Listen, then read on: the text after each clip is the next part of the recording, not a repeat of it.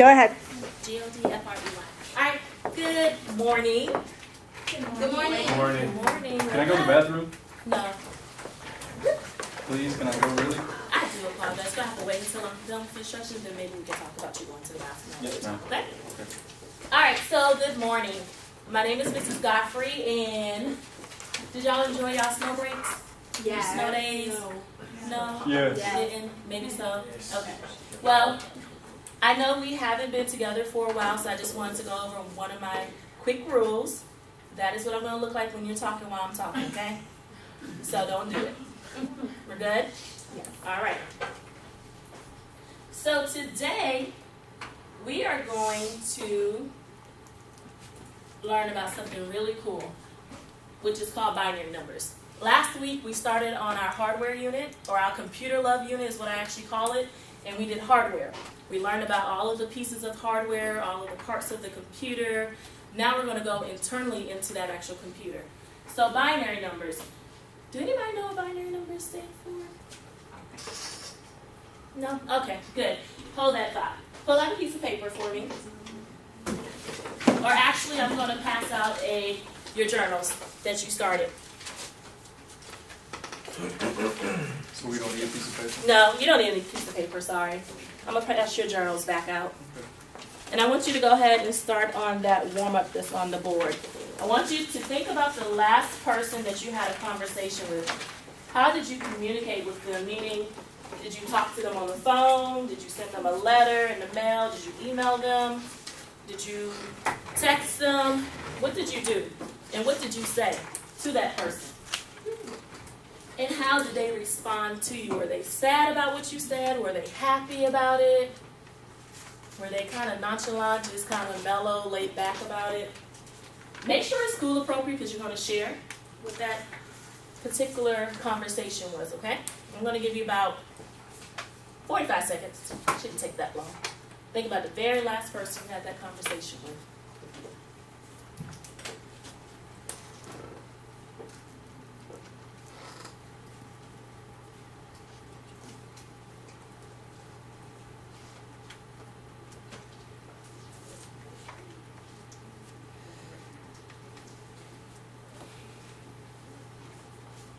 We're done? No? Yes? Anybody need more time? No? Alright, so starting on this side of the room, Bria, isn't it? Alright, can you share with us who was the last person that you actually had a conversation with, and what did you say and what did they say to you? Alright, last person I had a conversation with was my basketball coach, and I asked him how was I stats from last game. He said it was awesome, and then that's when we proceeded to hand up me the game notes from last game. Okay. Were you happy about the conversation? Very happy. We both were just ecstatic. Okay. Jane?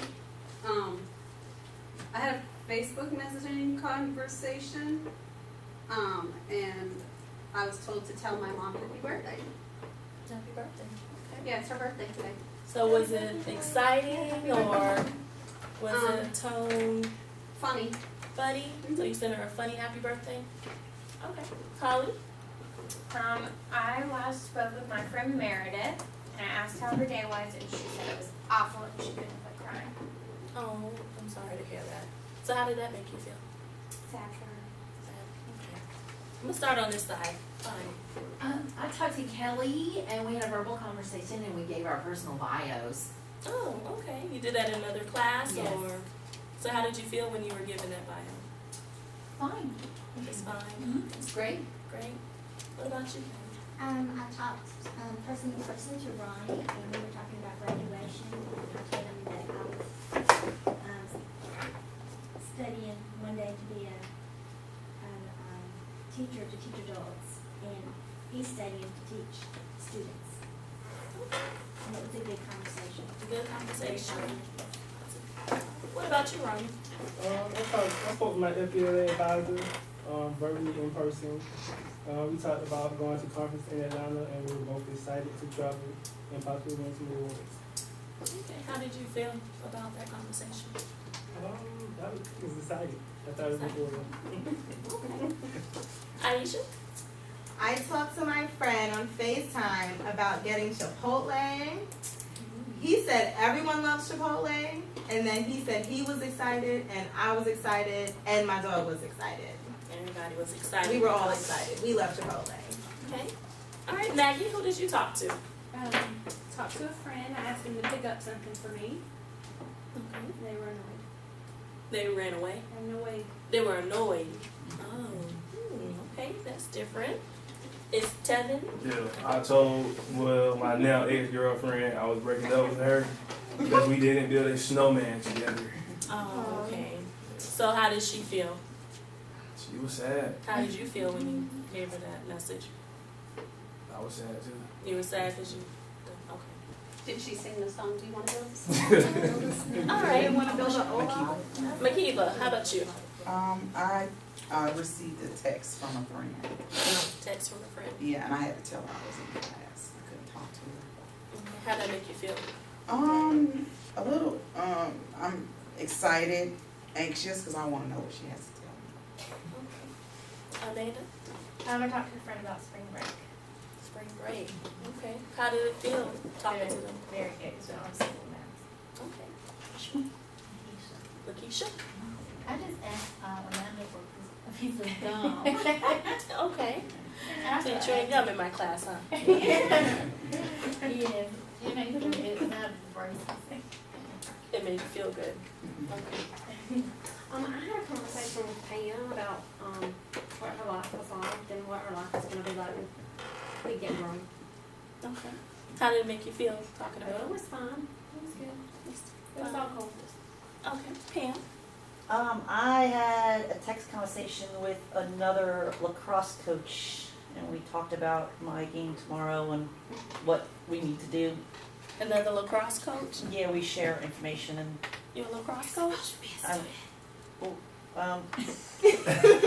Your coach. you You're meant on to the team? say. I'm playing Coach Okay. Pee Wee, right? and who I need to stop in against the team that we're playing tomorrow. Okay. How did it make you feel talking to your coach? More confident. Confident. Okay. What about you? I talked with this girl who just broke up with her boyfriend because they built a snowman together. So how did that make I you mean, we was feel? cool. We was kicking it. Is You it know. what it's gonna It wasn't made it at all. Okay. Susan? I had a conversation with my Settle mom, down. Settle down. and she said that she was gonna like feed my dog an ice cream cup when I was not home. So that made me feel really good because my dog loves ice cream. That made you feel good. Okay. Well, hopefully it doesn't have any mess when you get home. All right. He's real So messy. you see how we all communicated, or how you communicated with the last person? That is the same way our computer actually has to communicate with us. But the same way we communicate is not the way that our computer actually communicates with us. So you can text, you can email, you can do numerous things to actually communicate with other people. But our computer actually only communicates by one simple thing, and that's binary. Okay? Just like we have people that speak Spanish, English, German, different type of languages, our computer doesn't understand that. Our computer can only dissect into actual binary numbers to be able to communicate back to you. So it may sound a little strange, like, what exactly is binary numbers? Ms. Godfrey, Yes. why is binary numbers important to us? Great question. Binary numbers is important because just like when you're building a house, you have to set that foundation. So for us to understand how a computer actually communicates with us, which is the language of computers, for us to be able to build our unit here from our hardware, we're going into binary, and then next week we're going to actually talk about software. So you got to get this part first before you can actually even get to software. What if I just want to use it and I don't want to build it? Well, you're going to be building it in here, so you're going to need it. What if I want to use the restroom? I'm sorry. Still no? Thank you. You have to press it down, Miss Gaff. Oh, Oh, did I? it worked. All right, so our learning girls today, you're going to be able to use collaborative tools. That's going to be either working together in groups, or I actually have another tool that you're going to use on the computer at a later time. Today, we actually have a fire drill during this class, so our class is going to be abbreviated due to that fire drill. Make sure when the fire alarm does go off that you leave your stuff here and you exit to the door and go to the right, okay? Good? Yes, ma'am. All right. So also, you're going to be able to demonstrate the understanding of a basic computer workstation by creating a binary calculator and using it to convert binary numbers into real numbers. And then lastly, As we continue through this lesson, if you hear any words that you don't understand, I want you to go ahead and add that to your vocabulary that you have been building in your Word document. So write down any of those words that you don't understand so we can go back and actually define what those words mean. Alright, so why is it important to understand the language of computers? What part of the computer uses binary? And how do we count in binary? Those are the 3 essential questions that we're going to actually answer today during this lesson.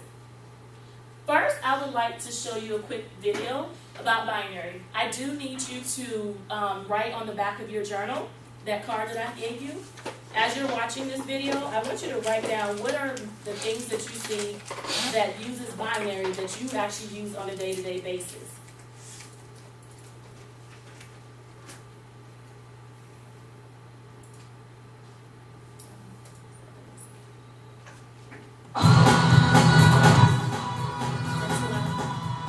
Almost everything that we touch today has little digital computer chips in them.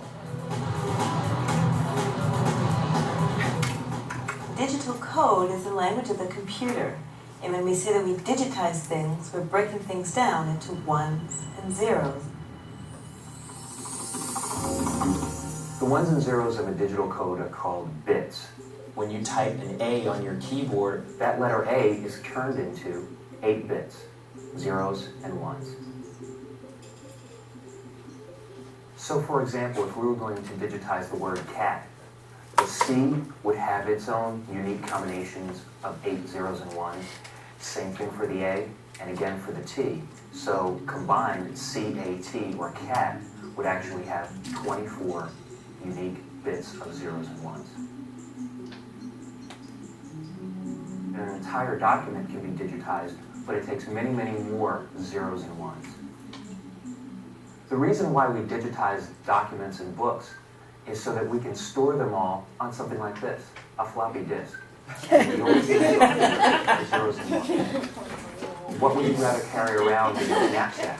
A 500-page textbook or a floppy disk? Not only can we convert words and documents into zeros and ones, but we can digitize sound.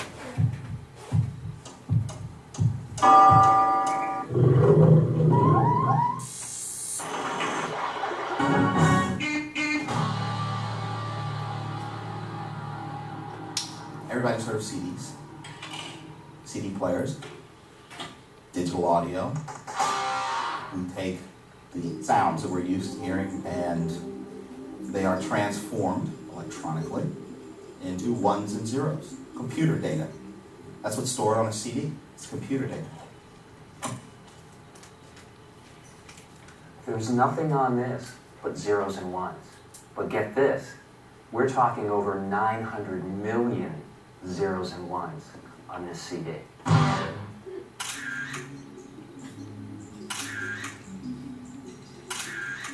We can also digitize pictures. If you think of having a series of photographs, in each of those photographs you have a lot of dots. With each of those dots you need to represent that information as a set of bits. You can imagine that there are a lot of those little bits that represent each of those dots that represent the entire photograph.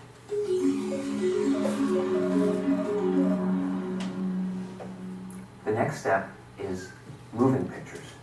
That's what video is. Nothing but moving pictures. 30 pictures in a second. When you are working with video, you're working with something that's 30 photographs per second.